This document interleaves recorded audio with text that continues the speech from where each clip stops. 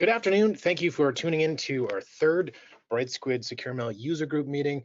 My name is Jeff McKay. With me today, as usual, is Mark Hare, our Director of Customer Operations. Hi, Mark. Hey, good afternoon, everybody. Thanks for coming. We're going to talk today about referrals and eConsults and how they fit into practice and how they are used in Secure Mail. What we're going to go through is how referrals work a little bit in Secure Mail. We'll talk about how you can help achieve cost reduction using Secure Mail to process referrals. We'll talk about how they benefit clinic expediency. We'll talk about the simplification of the referral process, and we'll talk about how that impacts staff satisfaction in positive ways. We're also going to talk about e-consultation. E-consultation applies broadly across the healthcare team and the healthcare community. We have clinics from all different professions asking questions to other different professions.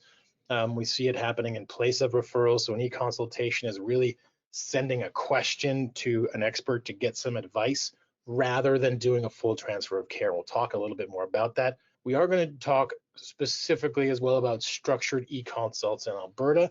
If you are a medical clinic in Alberta, you do have now on your Brightsquid account, when you log in, there's a button on the left-hand navigation that you can click to go to an eConsults program called EMD, and there's compensation for that in Alberta. So we're going to show a quick 5-minute demonstration of that. If you're not a medical clinic in Alberta, I know we have medical clinics in Alberta on the call. We have other clinics from all across North America on the call and different varieties of care. But stick around for questions, and it might be helpful for you to see the process to kind of get a sense of what makes a good e-consultation. So we'll get to that towards the end.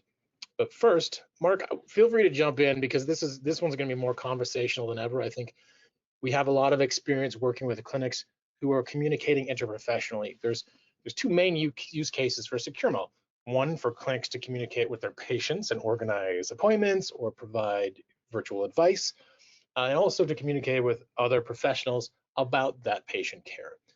So you can invite any professional organization to communicate with you.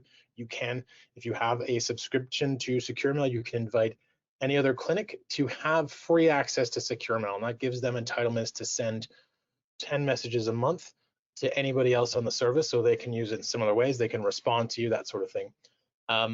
You can attach files up to 500 megabytes, so that's really useful for any diagnostic imaging. I'd like you to see this patient. Here's all the scans we just did. Here's your latest CT. Anything like that can be attached, and there's no storage limit. So you can send as many as you want. You don't have to worry about cleaning out your inbox. No sending errors. So if something gets sent to the wrong person by accident, you can always pull that back in SecureMail. We've built those tools in there for added compliance. No consumables. You can stop buying stamps, envelopes, paper, toner.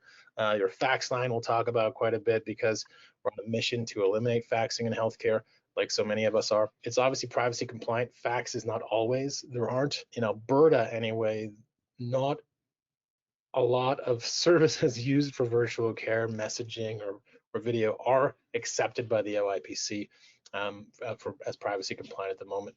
It's instantaneous. Information goes right away. You don't have to wait for the mail to arrive in a couple of days or a few weeks.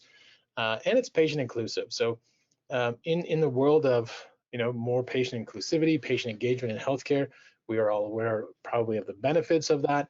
SecureMail helps you include patients in referrals, and we've seen clinics take pretty great strides forwards by doing that in terms of reducing the length of time it takes to see a patient or provide an opinion back, as well as making sure that any referrals are most appropriate by responding to the patient with a few extra questions that might help understand what course of care is best for that patient, and maybe they're in the wrong lineup and they can go somewhere else and get the care they need much more quickly. Any comments on that, Mark? Because you work with clinics on a daily basis who are doing this sort of thing. Yeah, you're right. And when most of us think about a referral, we normally think of it as being between the referring doctor, the GP, if you like, and the specialist.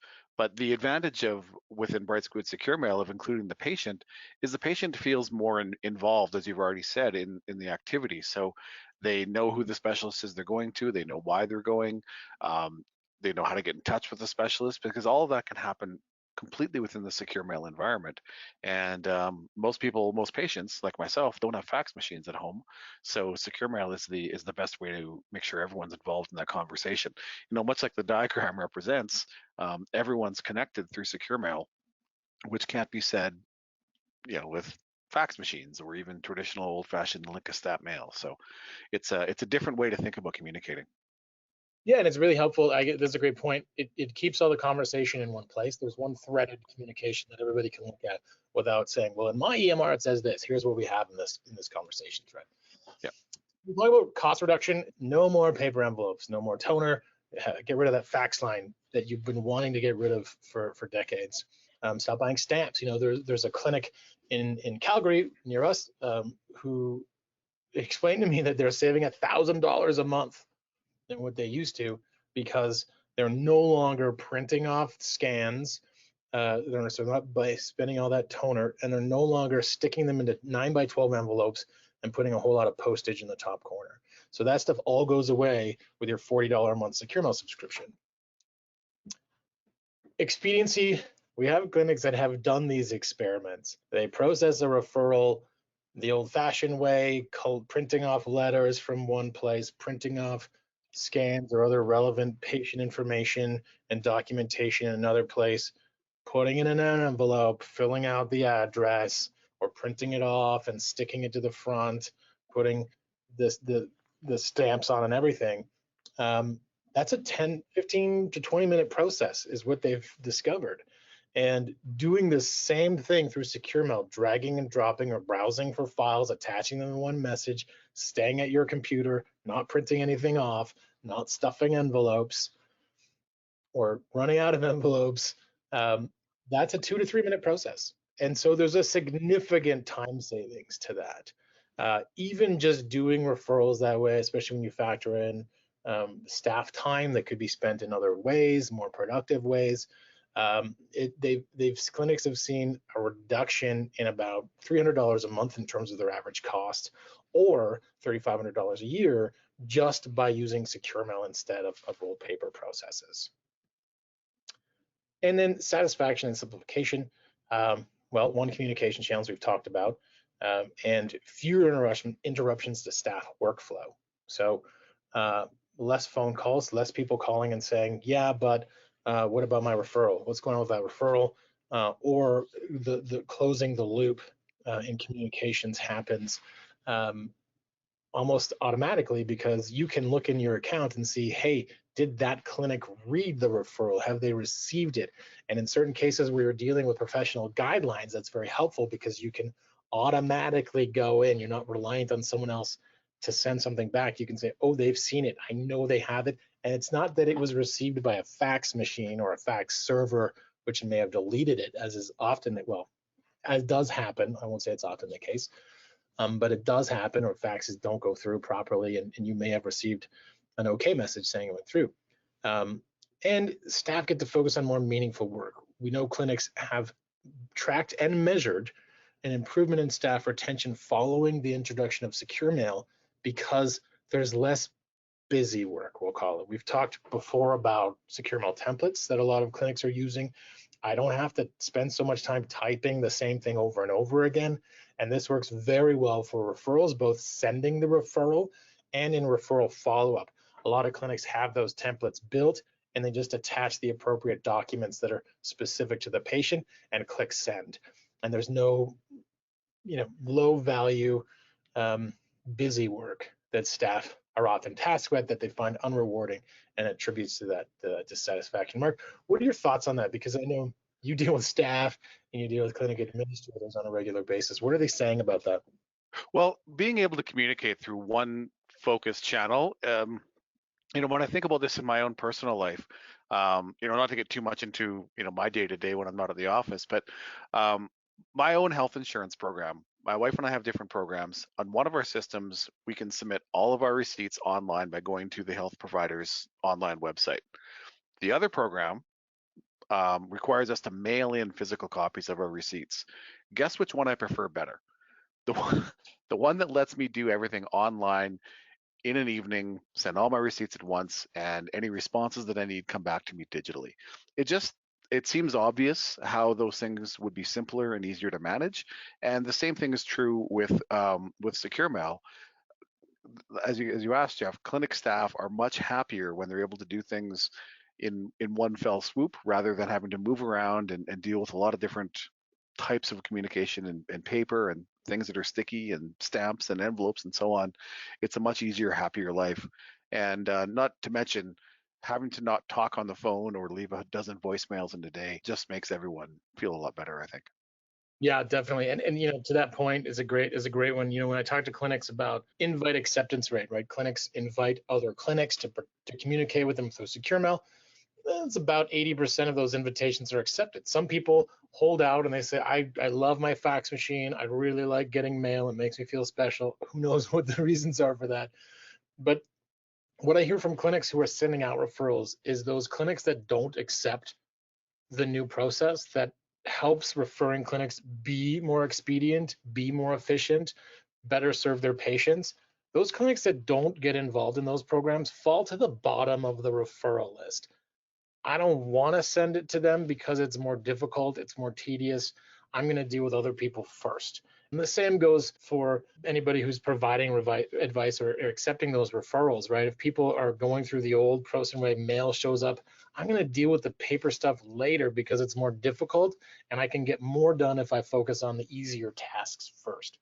So that's what we see happening. And when we survey clinics, what we've heard is when we compare secure mail to fax and mail and phone, healthcare professionals across the spectrum of healthcare say secure mail is the most convenient and the fastest way to communicate with other clinics because I don't have to set up an appointment with the phone. I don't have to make sure we're aligning 2 or 3 different schedules. I don't have to, worry if it doesn't go through and I have to resend it, all that kind of stuff. I don't have to stuff envelopes. Secure mail is recognized by clinics who use it regularly as the fastest way to communicate between clinics. Before we move on to the next section, we're going to talk about eConsults. I just want to launch a quick poll because it's really important to get your take, and we want to know, we always want to know about how things work in your clinic. So we're going to launch a quick question. Do you consult with healthcare providers outside of your profession? So if you're a dental clinic, and I know we have quite a few people from across North America on this call, do you work with your patient's family doctor? We see that quite a bit. So 100% of people responding said yes. Looks like you should be people are getting good value out of that. So again, we're talking about e-consultation. We're asking questions to specialists or other experts in another field about patient care. And this really helps facilitate team-based care. We can unite the whole team. There's lots of use cases. Family doctors communicating with the care team if they got patients in palliative care or home care. They can talk to home care nurses. They can talk to social workers. They can include family members as caregivers, pharmacists, anybody else that would want to be involved in care and up to date on what's going on. We can include the whole circle of care. We can ask for advice. Hey, this is what's happening now. Maybe the home care nurse shows up and there's a change in the patient. Hey, family doctor, what do I do? Or here's just to update you. Here's what's going on. What do you think should happen next? Or hey, pharmacist, the medication seems to be having this effects. Is that expected? That kind of thing. So then we talk about one-to-many communications. We eliminate fax, which Mark, you already said. Not everybody has a fax machine, and it's a one-to-one communication. It's really difficult to include a team on a fax message when we're sending any kind of documentation or anything like that. So we reduce mail as well, and it's really good for consult letters and response. You can just send it back and say, hey, I saw your patient. Here's what we found. Here's what we did. Here's what you can expect, all that kind of stuff. And here's a quote from a chiropractor who uses secure mail to include or update members of their patient's care team on what happened in treatment and any sort of progress. So, they say I'm able to provide more full and complete services by using secure mail to connect with other members of my patient's care teams. So that's really where we see a lot of strength and use of interprofessional communication. Secure mail, depending on the type of clinic that you're operating, we tend to see clinics focus on kind of one or the other. A lot of clinics will spend most of their secure mail messages, will send most of their messages to patients. Other clinics send more of their messages to other professional clinics. And that's dependent very much on the type of clinic that you're operating. But by building in that internal conversation, having everything in one central location, we have a better log file and better trackability to all of the types of communications that you want to do. And so most clinics are inviting their collaborators, external colleagues, be they specialists or labs, or in some cases even um, educational facilities. We work with a lot of social workers that often have to talk to high school teachers and things like that. So it really stretches the usability of secure mail by including more and more professional collaborators. So when we look at the e-consultation process and looking at eConsults and EMD, what we're going to look at real quickly is a service that was refined in clinics. What's going to be best for making sure the right information gets to the right person, what's going to be best for making things easy to review, easy to submit. So we're not over documenting things. We're not adding to physician burnout by having to create a whole other streams of documentation. We're using what's existing and making sure that it's a simple process to get the response that we need. It's very structured in terms of what the data looks like on either side. And this process looks at using the most available specialists in the system, or you can select from a list. So you can say, I need this question to go to a specialist, an ENT, or this is a neurology question. So you can make sure that you're getting the answers you need, or you might have somebody specific in mind that you know is really good at answering these types of questions, and you can, if they're there, you can select them from the list.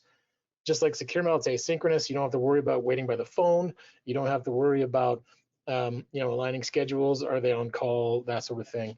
It just happens, and there's a trackable dashboard which you'll see that that lets you see the status of referrals on either side of the equation there.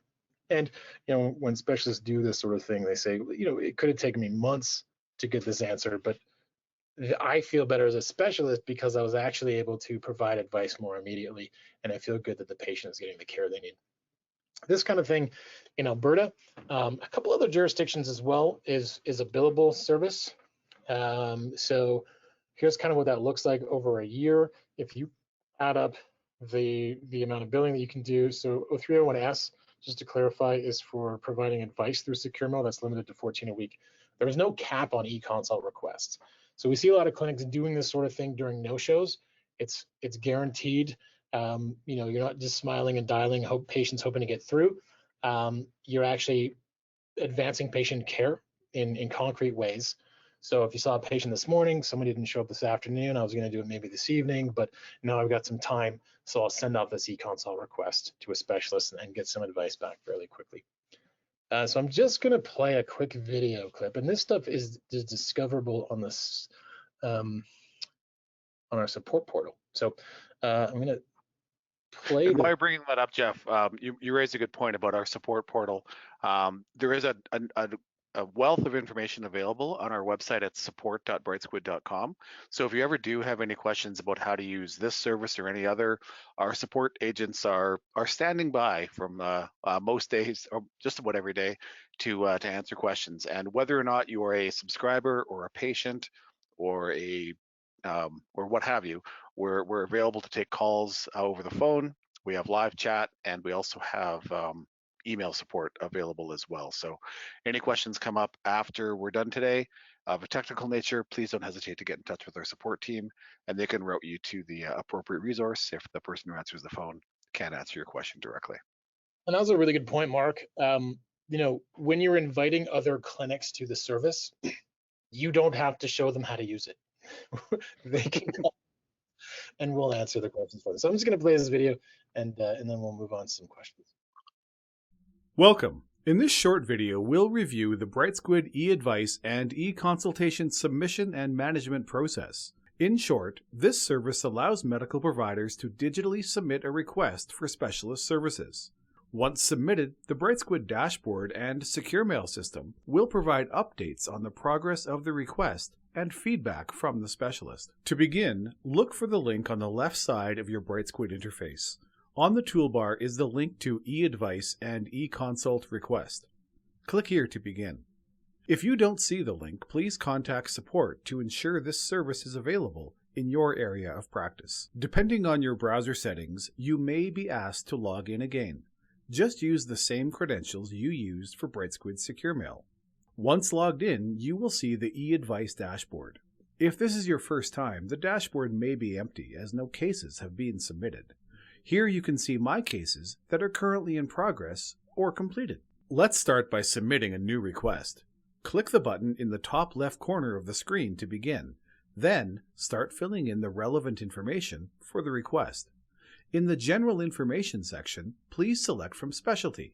Optionally, you can specify the urgency of the request and select from a list of available specialists from the category you have selected. New specialists are always being added to the roster. Click the link here to make a request. In the Patient Information section, enter the mandatory demographic information, name, date of birth, PHN, and so on. Note the Show More button to expand the section to include more specific optional information regarding the patient. In the Referrer Requester section, please fill in the information of the medical provider making the submission. You will most likely be selecting your own name or the name of a clinician in your organization.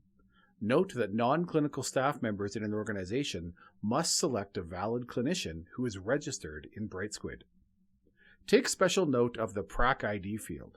The system will retrieve your PRAC ID from your Brightsquid account, but if your account does not have a PRAC ID, you must enter it here. Here in the last section is where the consult details are provided. The chief complaint, question, and preliminary diagnosis as defined by ICD code must be provided. Optionally, you can attach files like PDF documents, photos, and other items before saving the consult. You will not be able to save the consult if any mandatory fields are not filled in. Now that the case has been saved and submitted, it will appear on your dashboard like so. Notice that you have the opportunity to filter your cases as the dashboard populates to allow you to access the information that you need. This column, eConsult Status, shows you where your cases are in the process. The case just submitted is in New and Routine, as compared to others that show statuses such as Accepted or Completed. Any case can be opened and viewed by clicking the case number in this left side column. Cases that are still in New status can be edited. However, once a case is accepted or completed, it is no longer editable. To edit a case, first click the blue Edit button in the top right corner to lock the case while you are making your changes.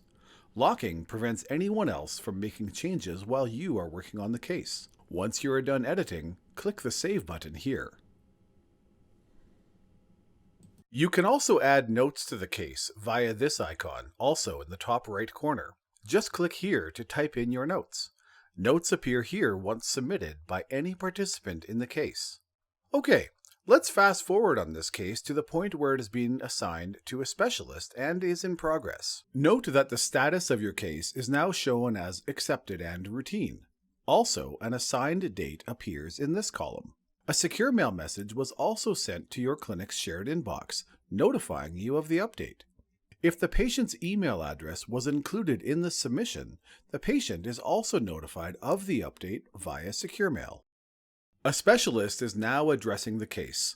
Once the consultation report is completed by the specialist, a report will be sent to your secure mail account, and it will be downloadable from this dashboard. Let's fast forward one more time to see what that looks like. Here is the download button for the report prepared by the specialist assigned to this case. If we switch over to the secure mail interface, we can see that the same report has been delivered to the referring doctor's shared inbox, like so. And lastly, if we return to the eAdvice dashboard, notice that you may download a billing report as a CSV document to streamline the entire process of billing for eConsults and eReferrals. If you have any questions about the service or need help getting started, please contact our support team online at support.brightsquid.com. Thank you. Yeah, great. So we do have a couple of questions, and please feel free to enter any in the question panel as I go through. Any other specific questions we have that you think might be very special to you, like Mark said, always feel free to reach out to the support team. The first question is, what if a referral doesn't get accepted? So this kind of goes back, I think, Mark, to the question of, if I invite somebody to SecureMail and they don't accept that invitation, what's our process for that, and what do you recommend clinics do? Well, I mean, I can speak to Secure Mail, and you mentioned before that the acceptance rate for Secure Mail messages is somewhere around 80%. If someone ignores or chooses to use a different system, that would be something you'd want to discuss with that recipient. And certainly there are patients, let's say of a certain age, that don't are not comfortable using a service like Secure Mail, and we always tell them when they call our support line that they can always use the telephone or an in-person visit if that's their preference. With the invites as well, when someone is invited to SecureMail, if they don't accept the invite right away, we remind them 3 more times over the course of the Mhm. next 30 days. So they'll get a follow-up the day after the invite is sent, and I think 7 days after that, and then a final one about 21 or 30 days after to say, hey, this information from this doctor is still waiting for you. You should really come in here and take a look.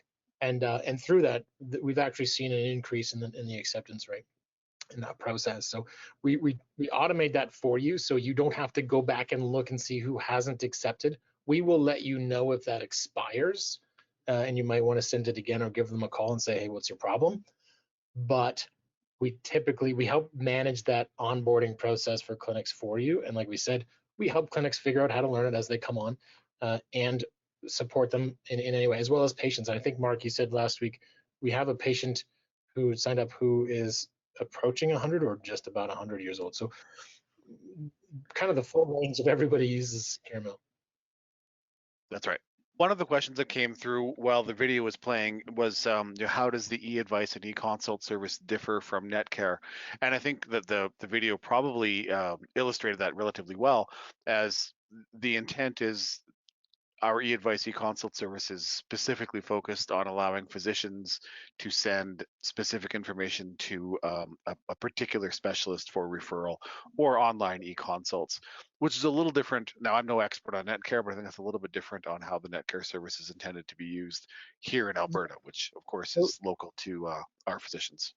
yeah, and just to I guess expand on that, Netcare is a service in Alberta that is basically an online patient records service that different members of patient healthcare teams can look in to see certain aspects of their patient record. There is an e-advice aspect of Netcare, um, but like Mark said, there are differences in terms of how people are notified. So with the Netcare service, and I think it's only used a couple hundred times a month, it doesn't notify you if there's a response. So you actually have to go into the patient record, look for that aspect of it and find it. So this way, you don't have to wait for things to happen and go look them up later. We will tell you when things are happening and when you've got something to look at and review, and you can track that all through the dashboard. So that's a big difference. That makes things easier, takes a lot of the guesswork out of the process. Another question we have is for using the EMD service, is there any cost? For referrals, no, there's no cost to send a referral to a specialist through the EMD service. And that's a big part of the reason why we added it to the dashboard within your SecureMail account, because it's a tool that we believe in, that people should be using, because it can really expedite access to care for patients and make sure that we're getting the best care possible for people. There is a usage fee for specialists when they send something back. I think it's a nominal percentage of the billing codes is how that works. And one last question, we're just over time here. How do we get on the system? So contact support, and they can connect you with EMD. If you're a specialist that wants to use this service and provide advice through there, you can access it that way to talk to EMD about getting onboarded. If you are a referring clinic, you can just use the service. I think, Mark, right? That's so you just go in and start putting in information. Yeah, that's right. You'll see it on the left-hand side toolbar, the eAdvice eConsult, and it's just click and go, and you can start sending referrals immediately.